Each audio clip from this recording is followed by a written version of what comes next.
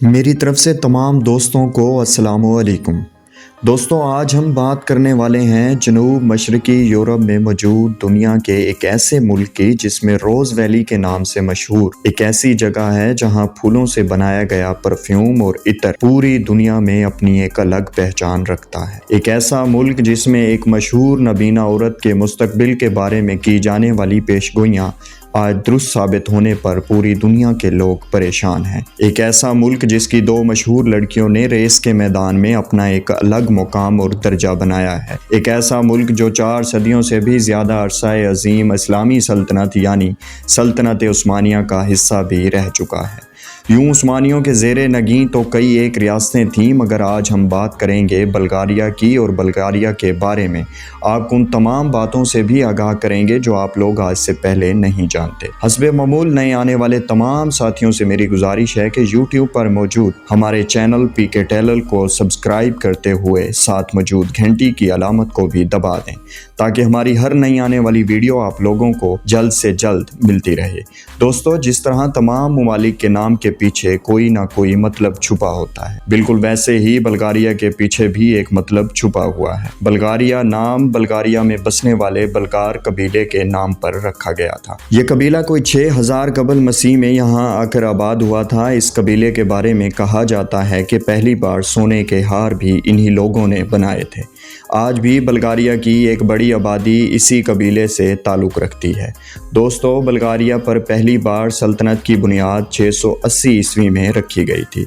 इससे पहले बल्गारिया में मुख्तलिफ कबीले मुख्तलिफ सरदारों के मातहत थे। 680 ईस्वी से 1000 ईस्वी तक कायम होने वाली सल्तनत को, जिसके पहले बानी अस्पारुख अव्वल थे, उसको सल्तनत बल्गारिया अव्वल कहा जाता है। इस सल्तनत ने ईसाईयत को खूब फ़रोग दिया। ये सल्तनत अपने अरूज के दिनों में मजारिस्तान से लेकर बुहिरा ट्रियाटक तक फैली हुई थी। मजारिस्तान के बारे में अगर आप नहीं जानते तो आपको बता दूं कि मजारिस्तान आज के हंगरी को कहा जाता है। 1018 ईस्वी से बल्गारिया बाज़ंतीनी गुलामी में चला गया। 1018 से 1185 ईस्वी तक के दौर को बाज़ंतीन बल्गारिया कहा जाता है। 1185 में बाज़ंतीनियों की गुलामी से निजात पाते ही दूसरी बल्गारियन सल्तनत की बुनियाद रखी गई थी, जो 1396 ईस्वी तक कायम रह सकी। 25 सितंबर 1396 को होने वाली जंगे अंगपोलस के बाद बल्गारिया उस्मानियों के कब्ज़े में चला गया और आने वाले 500 सालों से ज़्यादा अरसा इस सरजमीन पर सल्तनत उस्मानिया का परचम लहराता रहा। 1878 को रूस तुर्किश जंग के दौरान बल्गारिया में मौजूद आज़ादी के मतवालों के सरबराहान और सल्तनत उस्मानिया के दरमियान एक मुआहदा तय किया गया। ये मुआहदा 3 मार्च 1878 को तय पाया, जिसके बाद इलाकाई हुक्मरानों को सल्तनत उस्मानिया ने खुद मुख्तारी दे दी, मगर मुकम्मल आज़ादी 1908 में दी गई थी, जिसके बाद हर तरह के मामलात में से सल्तनत उस्मानिया को निकाल दिया गया था। 1878 को उस्मानियों से खुद मुख्तारी के बाद आज तक बल्गारिया 4 बार जंग का सामना कर चुका है, जिसमें 1885 की सरेबिया बल्गारिया जंग, 1912 से 1913 तक जारी रहने वाली बल्कान जंग, 1915 ईस्वी से 1918 तक जारी रहने वाली जंगे अजीम अव्वल और 1941 से 1945 तक इस सरजमीन को जंगी अजीम दोम जैसे मरहलों से भी गुजरना पड़ा। 1893 से 1945 ईस्वी तक मकदूनिया ने भी बल्गारिया पर अपनी इजारादारी कायम करने की कोशिश की, मगर ये जंग अजीम दोम के दौरान नाकाम हो गए थे। दोस्तों, बल्गारिया के बारे में अगर दिलचस्प हक़ाइक़ की बात की जाए तो बल्गारिया का मुकम्मल नाम जमहूरिया बल्गारिया है। 134 मुरबा किलोमीटर रकबे पर फैला हुआ सोफिया नामी शहर बल्गारिया का दारुल हुकूमत है, जो बल्गारिया का अजीम तरीन और कदीम शहर होने के अलावा बल्गारिया की 143 लाख की आबादी को अपने अंदर समोए हुए है। दोस्तों, 1 जनवरी 2007 को रोमानिया के साथ ही बल्गारिया को भी यूरोपीय यूनियन की मुस्तकिल रुकनीत हासिल हो गई थी। बल्गारिया 1,10,993 मुरबा किलोमीटर रकबे के साथ दुनिया का 103 नंबर पर आने वाला बड़ा मुल्क है, जबकि यूरोप में रकबे के लिहाज से बल्गारिया 16वें नंबर पर आता है। 71,05,000 अफराद की आबादी के साथ बल्गारिया दुनिया भर में 102 नंबर पर शुमार किया जाता है, जबकि यूरोप में इसका शुमार 22वें नंबर पर होता है। बल्गारिया यूरोपीय यूनियन का मुस्तकिल रुकन भी है, मगर यूरोपीय यूनियन के दूसरे कई ममालिक की तरह یورو بلغاریہ کی کرنسی نہیں ہے، بلکہ بلغارین کرنسی کو لیف یا لیو کہا جاتا ہے۔ ایک لیو پاکستانی 59.58 روپوں کے برابر ہے۔ بلغاریہ کا ڈومین نیم .bg ہے۔ بلغاریہ کا کالنگ کوڈ +359 ہے۔ وقت کے لحاظ سے بلغاریہ پاکستان سے 3 گھنٹے پیچھے ہے۔ بلغاریہ پاکستان سے 4097 کلومیٹر کی دوری پر موجود ہے۔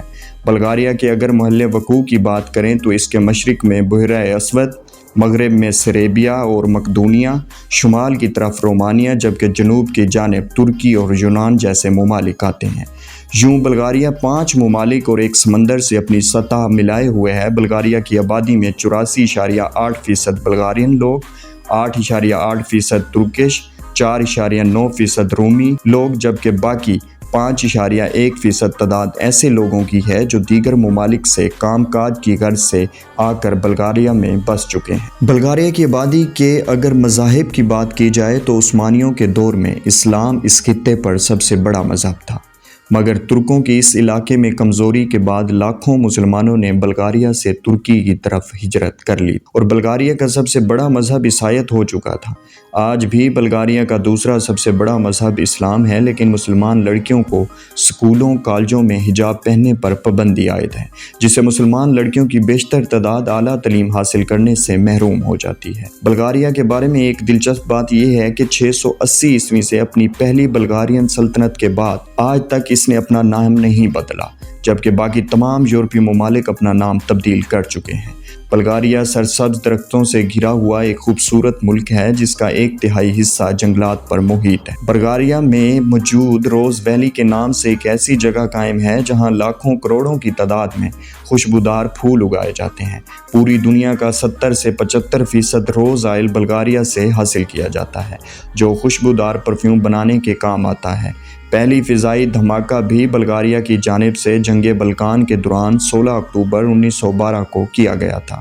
سٹیفیکا نامی ایک بلغارین لڑکی نے 2.09 میٹر بلند ہائی جمپ لگا کر ایک عالمی ریکارڈ بنایا ہوا ہے، جسے پچھلے لگاتار 28 سال سے کوئی بھی نہیں توڑ سکا۔ اس کے علاوہ ایک اور بلغارین لڑکی نے دوڑ میں اپنا ایک الگ ریکارڈ بنایا ہوا ہے، جسے پچھلے 27 سالوں سے کوئی دوسرا شخص نہیں جیت سکا۔ بلغاریہ میں کل 9 یونیسکو ورلڈ ہیریٹیج سائٹ موجود ہیں جو ثقافت اور تاریخ سے دلچسپی رکھنے والوں کی توجہ کا مرکز بنی ہوئی۔ بابا ونگا کے نام سے ایک نابینا عورت کا نام تو آپ نے شاید سنا ہوگا، جس نے آنے والے وقت کے حوالے سے ایسی پیشگوئیاں کی تھیں اور اس کی گئی پیشگوئیوں میں سے کئی ایک درست ثابت ہو چکی ہیں۔ اس عظیم عورت کا تعلق بھی بلغاریہ سے ہی تھا۔ فٹ بال بلغاریہ کا قومی کھیل ہے اور فٹ بال بلغاریہ میں بہت شوق سے کھیلا جانا والا کھیل بھی تصور کیا جاتا ہے، جبکہ wrestling, weight lifting, boxing, gymnastic, والی بال، ٹینس اور رگبی دیگر اور بھی بہت سے ایسے کھیل ہیں جو بڑے شوق سے بلغاریہ میں کھیلے جاتے ہیں۔ بلغاری بلغاریہ کی قومی اور سرکاری زبان ہے، جبکہ انگلش جدید اور دوسری زبان کے طور پر استعمال کی جاتی ہے۔ اس کے علاوہ ترکش اور رومانوی 2 مزید مشہور زبانیں ہیں۔ اس کے علاوہ بھی کئی ایک زبانیں ہیں جو مختلف قبیلوں کے حسابوں سے بولی جاتی ہیں۔ بلغاریہ میں تعلیم کی شرح 98.6% ہے۔ بلغاریہ میں جرائم کس قدر کم ہیں کہ اس بات کا اندازہ آپ اس بات سے لگا لیجئے کہ 2016 میں بلغاریہ میں صرف 155 افراد قتل کیے گئے تھے، جبکہ امریکہ جیسے ممالک میں ہر سال 50,000 سے زیادہ افراد کو گولی مار دی جاتی ہے۔ بلغاریہ میں زراعت لوگوں کا سب سے بہترین ذریعہ معاش ہے، جبکہ صنعت کاری دوسرے نمبر پر آتی ہے۔ لیکن اگر ہم کہیں کہ سیاحت کا کوئی کردار نہیں تو یہ کہنا بے جا ہوگا، کیونکہ بلغاریہ کی ملکی آمدنی میں اضافے کی ایک بڑی وجہ سیاحت کا شعبہ بھی ہے۔ 2016 کے اعداد و شمار کے مطابق بلغاریہ میں 1,06,396 غیر ملکی افراد نے سفر کیا۔ بلغاریہ کے کھانوں میں آپ کو ترکی اور یونان کے کھانوں کا عکس بھی نظر آئے گا۔ یہ ایک تلخ حقیقت ہے جسے قبول کرنا بلغارین لوگوں کے لیے تھوڑا مشکل ہو جائے گا کہ بلغاریہ میں شرح پیدائش شرح اموات سے کم ہے۔ جو شرح پیدائش ہے اس میں بھی غیر شادی شدہ لڑکیوں کی تعداد زیادہ ہے۔ بلغاریہ کا دارالحکومت صوفیہ یورپ کا دوسرا سب سے قدیم شہر ہے جو آج سے 7000 سال پہلے آباد کیا گیا تھا۔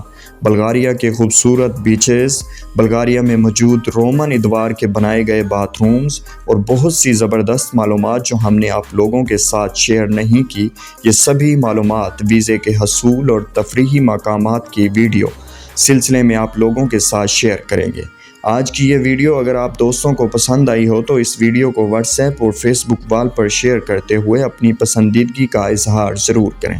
میری حوصلہ افزائی کے لیے لائک کا بٹن بھی پریس کر دیں اور اگلی ویڈیو تک اپنے اس دوست کو اجازت دیں۔ اللہ نگہبان۔